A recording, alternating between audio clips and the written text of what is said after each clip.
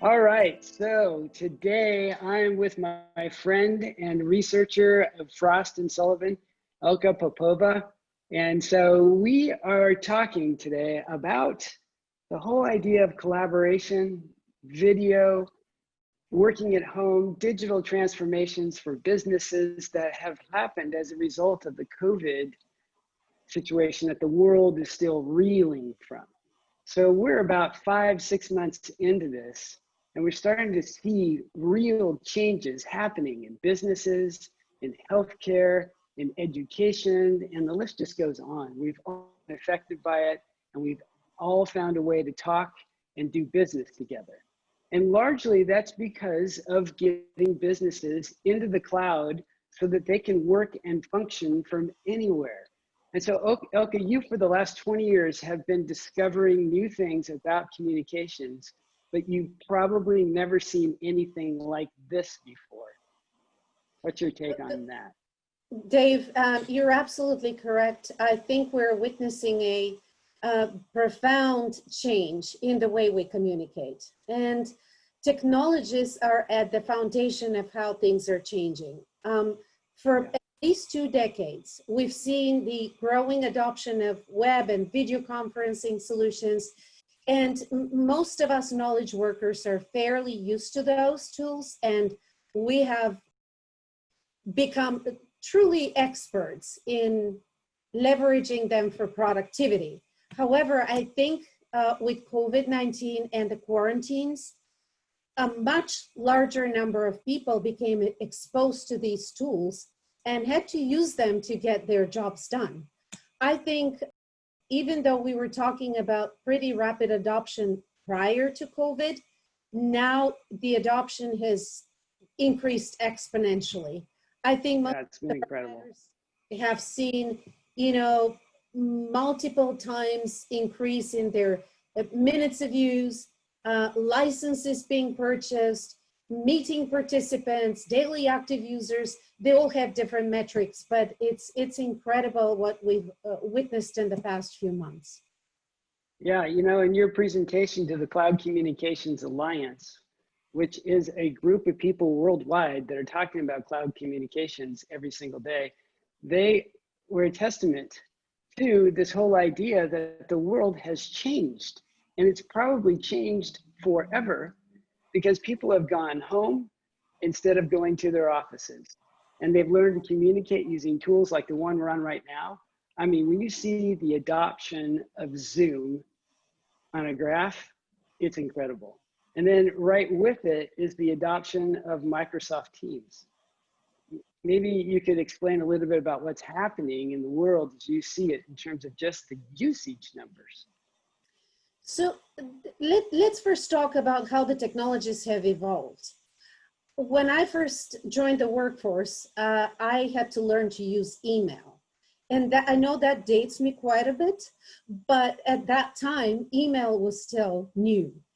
Gradually, we added more and more tools to our arsenal, as we call it. So I had to learn to use web conferencing, web collaboration, the file share, screen share that we're using now so that you can see my PowerPoint.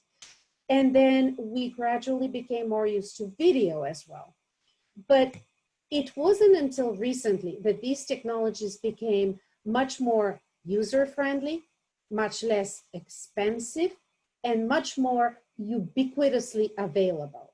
So the technology evolution is what enabled us to remain productive during COVID, because today we have the ability to give these tools to pretty much everybody within the organization without necessarily bankrupting the company. And at the same time, we can offer them a user experience that is pretty satisfactory. First of all, it's easy to get on a call, it's easy to get on a conference, a session, and second, you have the audio quality and the quality of the video experience that is truly kind of reinforcing the team collaboration effort rather than creating a challenge, rather than creating frustration. So I would say that for decades, we've been moving in this direction.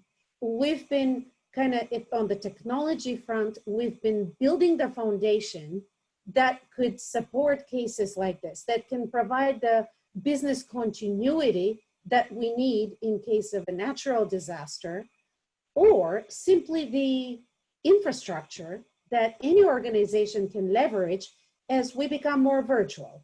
And the factors that make organizations virtual are not always natural disasters or disasters of any kind.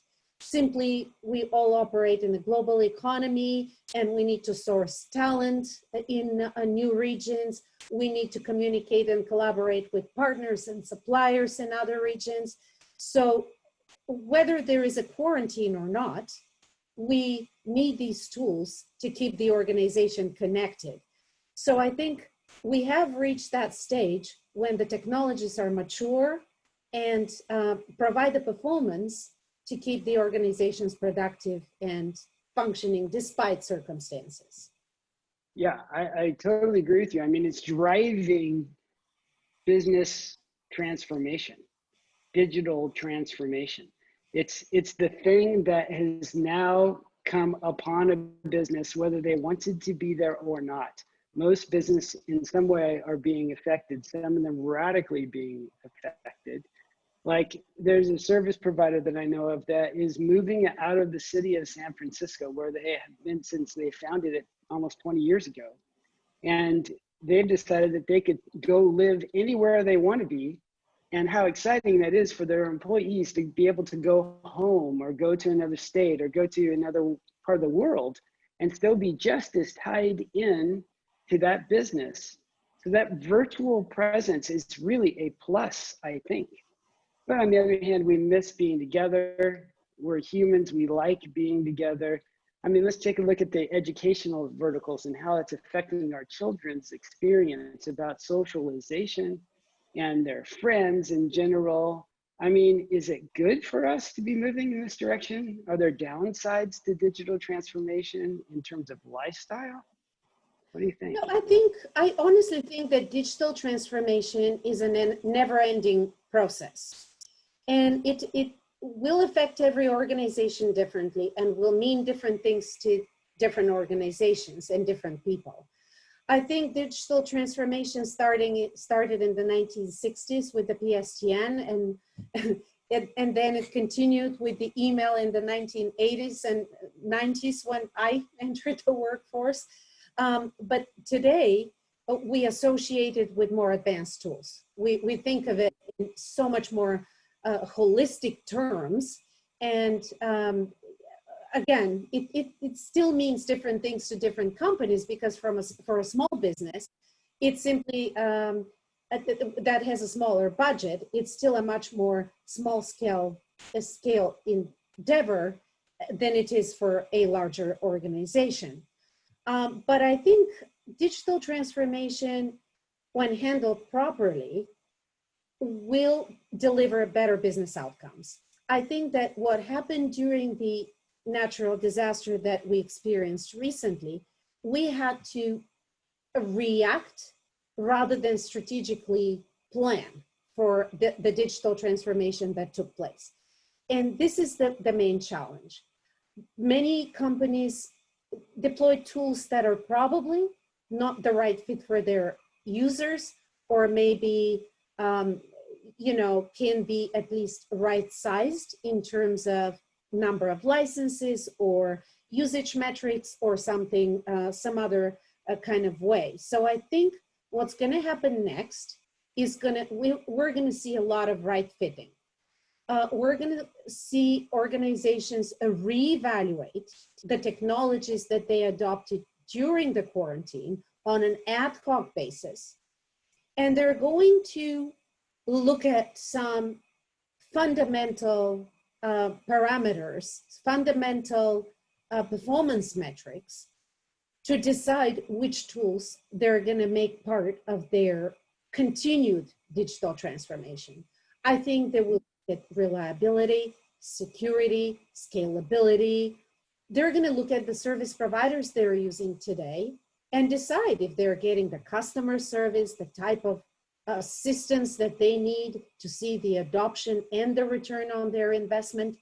And maybe some of them will switch solutions and switch providers, but others may actually find that they got lucky and they're deploying the right tools and simply continue with their solutions and providers for the long term. Yeah, it's going to be quite the interesting game, let's call it, where a business looks at all these different options from service providers and application providers and kind of mixes and matches to create this new thing that they go to every day. It's not an office, but instead it's what's on their computer, so that they can end up being very effective in what they do. And we're seeing new APIs, we're seeing new integrations that are otherwise unknown. And now people are actually leaning on those combinations of applications to create a suite of services that is just amazing. It goes beyond any one company's menu or options, and they start pulling in another one here and pulling in another one there. And rather than that seeming to be so confusing, it's actually making the workers more effective. Do you see some of that happening? I think you hit the nail on the head here in terms of what are some of the more profound changes that are taking place today. And I think it started with the rise of software-based communications. Mm-hmm. Because of these web-based or desktop-based tools, such as the conferencing service we're using at the moment, Zoom, or Teams that you mentioned earlier. And you mentioned Microsoft Teams, but there's WebEx Teams, Cisco WebEx Teams and other tools that are all software-based, which makes them much more ubiquitously available. So that is what enabled so many people to go home and just access these tools on their mobile phones, on their tablets, or on their laptops, business or personal, or even just the regular PC. But these software-based tools are also allowing the technology developers to open their APIs and create hooks for integration with third-party software tools. And this is where you can see much greater customer value, because whether a third-party developer, the service provider, or the business itself, they can take a communication service and plug it into a business application or a vertical application and see a much, much greater impact on a certain workflow or a certain business process. And you mentioned earlier distance learning. We've seen a lot of changes in telehealth and so on. But in general, if you look at any vertical, the opportunities to use communications to better align all the workers within the company, both those in the carpeted office and frontliners, they're much broader than what we have seen, what we have addressed with advanced technologies in the past. In other words, there are so many use cases that we haven't yet fully addressed with the existing technologies. To do so, we need to plug them, either to put them together or plug them into other kinds of software so that users can more conveniently access these communications features and otherwise, either accelerate the decision-making within the company or automate a certain business process and see better results for it. Yeah, no, it's exciting in some ways, but it's also daunting to a lot of people. They just weren't all that technical 6 months ago, and now they're forced to be that. And a lot of people are backing it away. Like you and I were just talking before we got on together about the whole idea of education and how that's hitting our children. And actually, some are not picking it up very well. Some have parents that are not real disciplined or wanting to be involved. And so that's leaving that child in a place where they are going to continually fight a gap. And so we're worried about that gap. And how does a child overcome that? especially in critical years of education, let's call it junior high school or high school. Boy, that gap can get wide fast and really affect their career choice because they never got the education they needed to in those years. So that's the fear. But, you know, also, as we get better and better at transforming, I would say a year from now, most people will be better and feel more comfortable with this, and we'll start clearing up some of that gap, especially if the teachers get together with the parents and we start working together as one. I had a parent tell me that their children have done extremely well in homeschooling because they were a part of the Khan Academy. And that's a really cool thing. It's been on YouTube for a long time, many, many years, and has really developed some great tools for teaching. And so she said without that, she would have been lost. But she's been doing this, like I said, for years, and their kids have turned out really well. They scored high in their SATs. And you know, it's an interesting thing. It can be done, but it's going to have to take some intention to accomplish this transformation.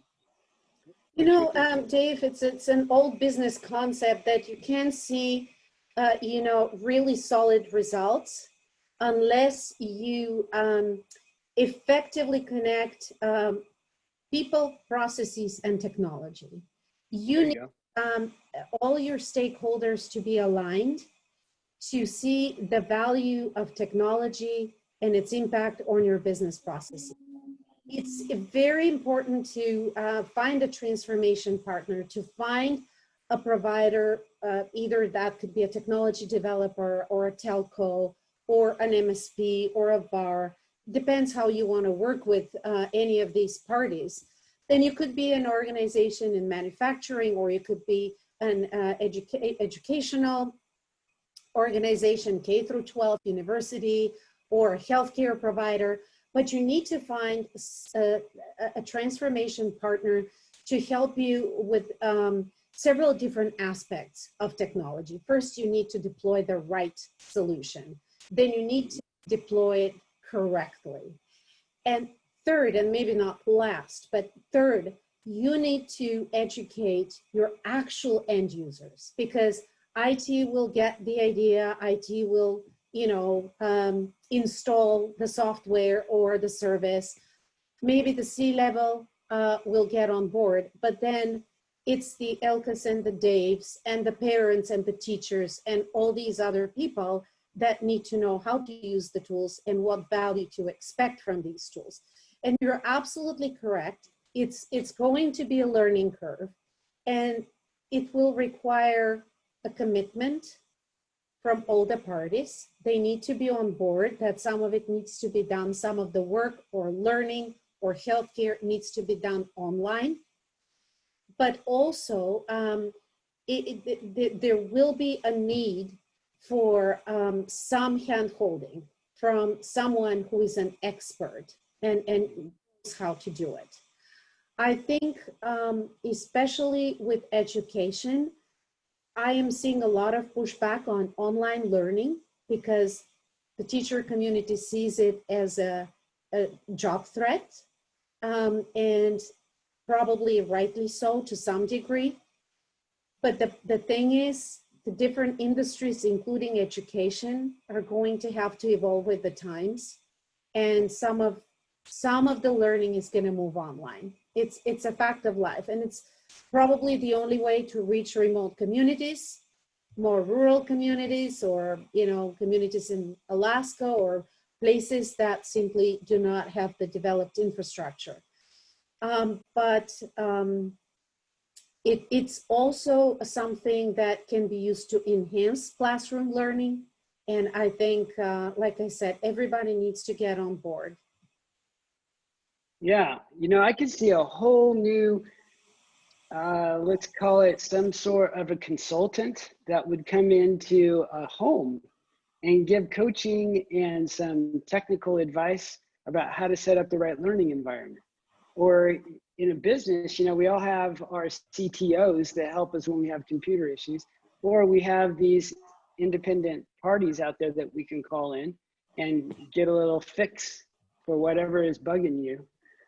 literally bugging you. Anyway, so it's kind of one of these things that I think could actually spawn a whole new level of support that could be reached virtually or in person to kind of help people struggle through the transformation. I remember actually writing an essay in elementary school. I can't believe it was that early that, you know, my teachers were, you know, concerned with the idea of computers replacing human beings in different roles. And this was specifically about how we perceive the role of using a computer to replace teachers, to automate learning. And I remember being completely opposed to the idea because I've always believed that nothing can replace the human touch, right? And I still believe so. I do think, like I said, it needs to be right-sized, and we need to find the right balance between classroom learning, online learning, in-person doctor visits and telehealth, and you know, virtual business calls versus in-person contact in the organization. It's a lot of change management, and not every organization is fit to handle it on their own. Certainly many families are not, but change management is probably one of the most difficult things we do in our lifetime. Yeah. Yeah, it is. Well, and there is a constant state of change happening in computers and communications and technology in general. So when we start looking at AI and its impact on us and the other kinds of advanced technology that's all of a sudden on us, the fact that I tried to get into a deal to fix my thermostat, you know, because it was kind of in a place where I couldn't seem to pull it out. So I was looking for some support. So I went into their support, and all I could get was robots. I could not find a number to get on the other line with somebody I could talk to. I had to work through these chatbots that were just not understanding my questions, probably me. But on the other hand, it was very a frustrating experience because I could have cleared that up in 10 seconds if I was on the phone with somebody. So that's how it's changing, and we all have to learn how to work with chatbots instead of real people, and to learn how to phrase our questions or learn how to search things out for ourselves. And it's also different, but it's probably more efficient once we learn how to do it.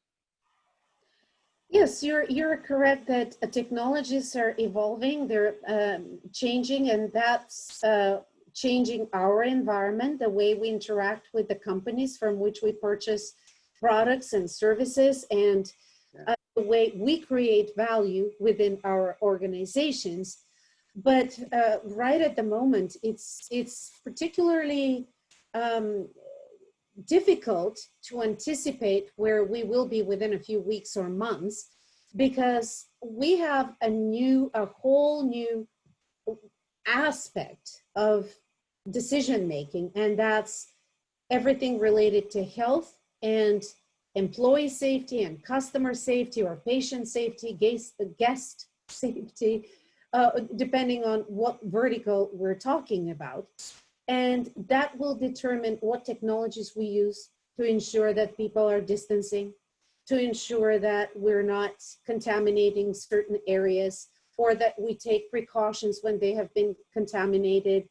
And this will affect how work shifts are scheduled, how communications technologies, for example, can be used to integrate with different sensors and with artificial intelligence to control room occupancy, or to help navigate equipment in a contactless or touchless way.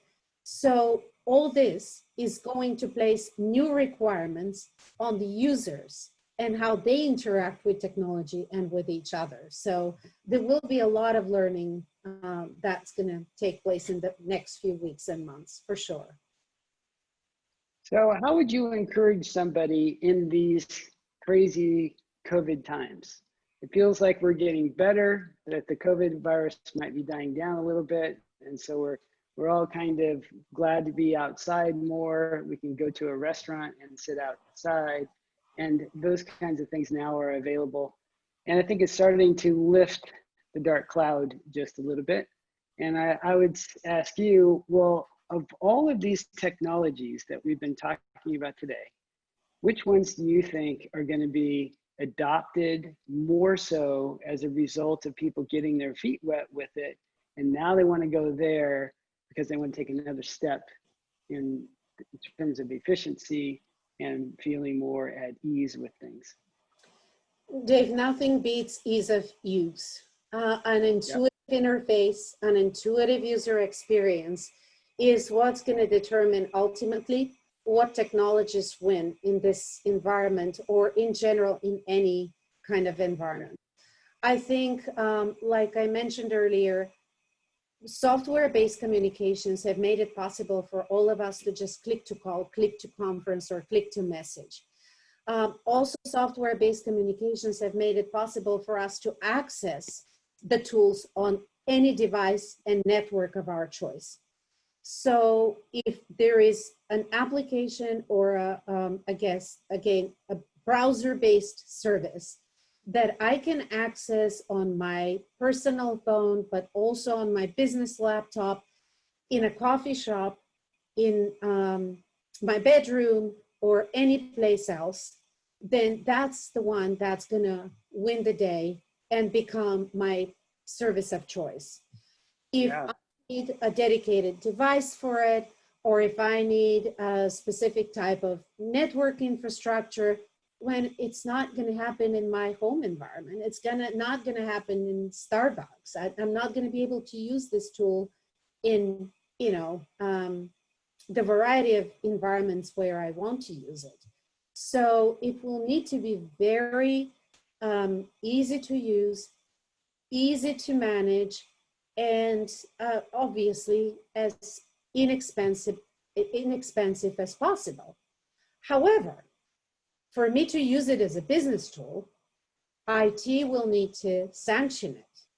And IT will only sanction it if it's also secure, if it's also reliable and doesn't glitch, if it's extensible and it allows the IT staff in my company to integrate it with my favorite other software, whether that's, Microsoft Office or something else. They will also want it to be scalable so that they can place several thousand users on it. So we're really talking here at least two key constituents: the actual end user and the more technology savvy decision maker. And they're going to have to see all their requirements properly checked to settle on a certain solution. That's right. Yeah, that's so well said. I mean, the case for this was built by Zoom, because when everybody was looking for a platform, they didn't go to GoToMeeting, they didn't go to WebEx, they didn't go to the leaders of different platforms that they had been struggling to use for years. Instead, they found one that was so easy to use. It was free if you kept it to 40 minutes. And even if you had to go longer and you needed a bigger platform, or a platform that could record for longer, it was only like 15 bucks. It was totally manageable expense for what it delivered and allowed you to do. And then they came to the table with new features that made it even more intriguing, like backgrounds you can make up. You have some great backgrounds. And so things like that just made it a little bit more fun. And I'm just telling you, that was just a phenomenal thing to watch in terms of the adoption. Same thing with Microsoft. Didn't you tell me that there are more than 200 million users now? And most of that happened in the last 5-6 months? It's incredible. I mean, some providers, some technology developers have truly excelled in these unusual circumstances, but we have to admit that they have been moving on that trajectory for a while. Yeah. Star is not usually born out of nothing, you know, under, you know, within a crisis. I would say that technology developers that have a broader portfolio that they can use for pull through, you know, is one criterion for success. And another group of providers are the ones that are so nimble, so innovative, that they can immediately react to unusual circumstances with new features or new business models.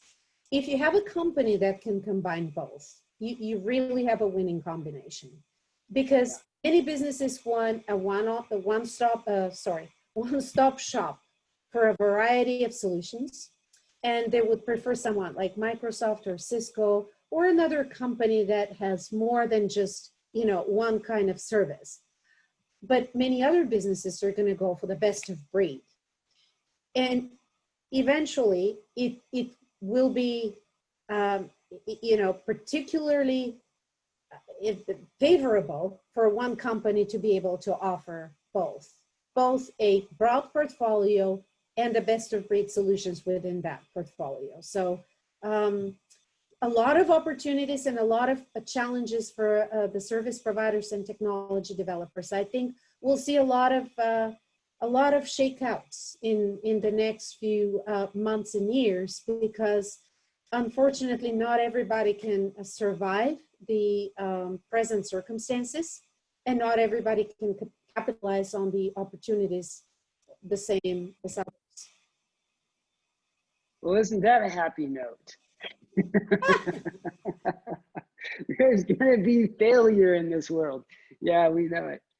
So yeah, but you know, that is the survival of the fittest, and I think that it makes us better when people strive to create interfaces that work better, that work more simply, that are just available in a way that we've yet to see. So I'm excited for what's ahead. We should take advice from wise people like Dave Gilbert and focus on our purpose. It's the hardest thing to do when you are feeling down and discouraged, and when you're being kind of weighed down by the uncertainty. But I think both companies, you know, and end users, businesses of any kind who are considering purchasing technology to position for what's next beyond COVID, and the technology developers and service providers need to figure out what they're best at, need to figure out what they can accomplish under the present circumstances, and find the right strategies to do so. I believe every company has something unique to offer in their respective markets, and they have some competitive advantages that they can leverage, but they have to strategize and be more proactive rather than reactive. The worst is over. What happened during, you know, the outbreak forced many of us to come up with various stopgap measures and use stopgap solutions to survive. I think it's time to think long-term and to think strategically. Yep, I would agree with that 100%. So in the process of transforming, there's the silver linings that are happening and that we're able to track. Is there any of those silver linings that you noticed lately that you specifically want to talk about? We're going to see an accelerated move to the cloud.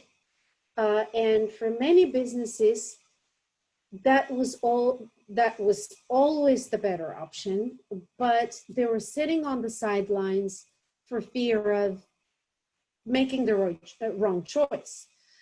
They were concerned about security, reliability, the usual business concerns when it comes to outsourcing, when it comes to trusting a third party, especially in the technology space. But I think the quarantines and the work from home rise provided the proof points that cloud services are mature enough. You still have to pick the right provider, but you really can trust cloud services to provide value to your increasingly virtual organization. So I think for many companies, the silver lining is that their digital transformation processes have either already accelerated or are about to accelerate. So they're going to take that leap of faith that probably they didn't in the past. We're going to see a lot more kind of technology savvy users because they simply became exposed, maybe against their will, but now they're going to be a much more educated users of these technologies, and they will gradually see some benefits. We will also see new use cases emerging, or old use cases become more widely kind of exploited or used. Distance learning, you and I talked about, I think there are opportunities to add distance learning to any organization to achieve certain goals. Enhance learning, reach students in the remote areas, or otherwise, add value to the process. Telehealth is the other opportunity. It will allow a lot of healthcare providers to maybe reduce costs for certain types of services. Maybe now technology will be used to improve the patient journey on multiple levels, pre-care, during, a hospital experience, or otherwise during a healthcare service, and post-care. It will help many healthcare organizations, the use of automated notifications, the use of video, the use of other advanced tools will allow them to also improve the, staff efficiencies and also allow better patient service. And then there will be completely new use cases. I think charity or fundraising events can move online rather than in person. A lot of entertainment can shift from live events to online events. There are a lot of new use cases that can, create new experiences for businesses and for individuals out there. Yeah. Well, that's exciting. I love your vision. I love the fact that you've researched this for decades and you're all ready right now to help us all understand this in a very simple and clear way. So thank you for being with me today, and looking forward to what you discover next in all of your journeys around the planet virtually. Thank you. Yeah, really fun. All right, well, take care. You too.